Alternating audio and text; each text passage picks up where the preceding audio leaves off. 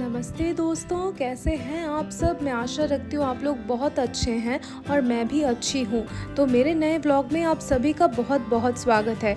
वैसे खाली ट्रेन में मुझे नाचते हुए तो आप लोगों ने देख लिया, और अब मुझे एक्सप्रेस ट्रेन के जनरल कंपार्टमेंट में कचूमर होते हुए ज़रूर देखिए। और मैं इस जर्नी में क्या क्या एक्सपीरियंस करती हूँ और क्या क्या फ़नी इंसिडेंट होता है वो देखने के लिए आखिर तक ज़रूर साथ में बने रहिएगा। वैसे ट्रेन में ना पैर रखने तक की भी जगह नहीं है, तो बैठने की जगह तो भूल ही जाना पड़ेगा। पर ये एक नया तजुर्बा है जो कि मुझे अच्छा ही लग रहा है। मेरा वीकेंड का अनप्लान ट्रिप था, तो स्टेशन जाके टिकट नासिक का मिला और हम ट्रेन में चढ़ गए। तो बंकर के ऊपर मुझे थोड़ी सी जगह मिली और 4.5 घंटे की जर्नी थी। 3 घंटा तो मैं ऐसे ही सो गई। घर पे नींद नहीं आती, पर इस बंकर में मैं तो आराम से घोड़े बेच के सो रही थी। तो चलिए देखते हैं नासिक रोड में उतरने के बाद मैं क्या क्या करती हूँ। वैसे आपके इन्फॉर्मेशन के लिए बता दूँ, नासिक रोड में उतरने के बाद 245 नंबर की बस लेके नासिक तक पहुँचना होता है। Nashik road via general compartment, it was so thrilling and so dying কি বলবো, মানে আলাদাই এক্সপিরিয়েন্স। আমার লাইফের ফার্স্ট টাইম জেনারেল কম্পার্টমেন্টের এক্সপিরিয়েন্স। কোমরটা মনে হচ্ছে ট্রেনকে দিয়ে চলে এসেছি। যাই হোক, এরপরে যাবো হোটেলে বা রাস্তাতেই থাকবো, ওটা প্ল্যান করিনি, দেখা যাক কি করবো। एनीवे चलो संगे थाको, बाकी सारा दिन की करलाम देखार जन्य। सुबह के लगभग 4 साढ़े 4 बजे हम ट्रेन से उतरे थे। देखिए सनराइज़ भी नहीं हुई है और स्टेशन एरिया में घूमते घूमते ही सनराइज़ भी हुई। और सुबह सुबह मंदिर दर्शन करने के बाद हमने अपना दिन शुरू किया। तो पहुंच चुके थे हम नासिक में, और ये रहा सीता केव। तो ये है पंचवटी। तो आप लोगों को तो पता ही होगा कि राम जी अपने 14 साल के वनवास के दौरान पंचवटी में रहे थे, और ये जो सीता गुफा है इसमें सीता जी रहती थी। ये एक सेफ जगह थी उनके रहने के लिए। तो पंचवटी नाम क्यों पड़ा, क्योंकि यहाँ पे 5 वट वृक्ष हैं। तो ये देखिए, जो पंचवटी है ना, उसके आसपास छोटे बड़े बहुत सारे टेम्पल्स हैं, और ये एक शिव जी का बहुत अच्छा टेम्पल है। देखिए यहाँ पे जो मतलब ये एक स्टोन का टेम्पल है, तो इसका काम जो किया हुआ है ये एक माइथोलॉजी को दर्शाता है। आपके लिए हमने रिकॉर्डिंग जितना पॉसिबल हुआ उतना किया है, पर एकदम बिल्कुल अंदर कैमरा वर्जित है। तो बाहर से जितना पॉसिबल हुआ मैंने उतना रिकॉर्ड किया। और अब हम चलते हैं राम कुंड की तरफ। कहा जाता है कि वनवास के दौरान इस गोदावरी नदी के पानी में राम जी, सीता जी और लक्ष्मण जी नहाया करते थे, और ये पवित्र पानी में नहाने से पाप स्खलन होता है। और इस एरिया में भी बहुत सारे मंदिर हैं जो कि मैं भी घूम रही हूँ और आप लोगों को साथ में लेके चल रही हूँ, ताकि आप लोग भी इसको अच्छे से देख सको।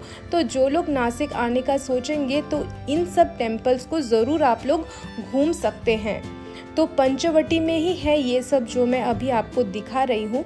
और पंचवटी से हम जाएंगे तपोवन की तरफ। ये है तपोवन, लक्ष्मण जी रेखा का मंदिर है। ये कहा जाता है कि इस कुटीर में मतलब तपोवन में राम जी, सीता जी और लक्ष्मण जी रहा करते थे। और जब लक्ष्मण जी सोने के हिरण के पीछे दौड़े तो यहाँ पे जो लक्ष्मण रेखा मंदिर है वहाँ पे उन्होंने रेखा खींची थी।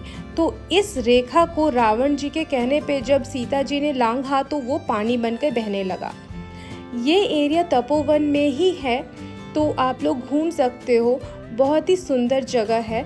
और घूमते घूमते हम लोग उस जगह पर पहुँचे जहाँ पे कहा जाता है कि लक्ष्मण जी ने शूर्पणखा का नाक काटा था। तो ये एक और इन्फॉर्मेशन है आप सबके लिए कि बोला जाता है नासिक का नाम जो पड़ा है वो नाक, जिसका संस्कृत टर्म है नासिका, वहाँ से पड़ा है।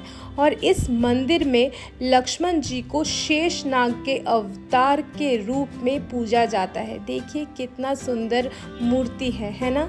और ये वो टेम्पल है जहाँ पे सारे धर्म के लोग जा सकते हैं। और ये है संगम स्थल। तो शाम का वक्त है और सूरज डूब रहा है, जो लाइट पड़ रही है थोड़ी बहुत, एकदम मनमोहक एक एम्बियंस क्रिएट कर रही है। मुझे तो बहुत ही अच्छा लग रहा था। तो अब सारे टेम्पल के दर्शन करने के बाद हम चल दिए सूला वाइन यार्ड्स की तरफ। तो ये नासिक से काफ़ी दूर है और यहाँ पे जाने के लिए कोई पब्लिक ट्रांसपोर्ट नहीं मिलता। आप ऑनलाइन से कार या ऑटो बुक कर सकते हो। अराउंड 400 तक आपको कॉस्ट पड़ेगा यहाँ पर जाने के लिए। तो शाम का वक्त था, जाते जाते सनसेट जो देखते हुए मैं जा रही थी, मेरा दिन तो बहुत ही बढ़िया गुजर रहा था। तो ऑलमोस्ट हम पहुँच गए और ये देखिए शाम के वक्त में सूला वाइनयार्ड्स कितना खूबसूरत दिखता है। तो सूला वाइनयार्ड्स ना रात के 10 बजे तक खुला होता है और वीकेंड में इसका प्राइस 200 रुपये करके ज़्यादा होता है। तो अराउंड आपको 1000 या 1200 एंट्री फ़ीस पड़ेगा।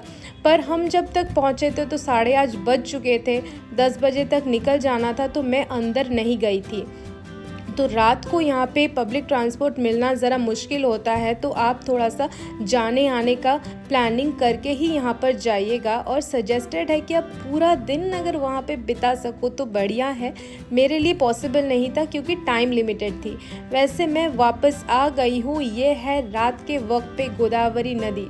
और जो मैं फ़नी बोल रही थी, ये देखिए जब अगले दिन मैं स्टेशन गई तो यहाँ पे ये महाशय स्टेशन में ऐसे बैठ के थूक फूक रहे थे। तो मेरा चैनल अगर आप लोग को अच्छा लगे तो लाइक शेयर और सब्सक्राइब ज़रूर से कर दीजिए। Thank you for watching.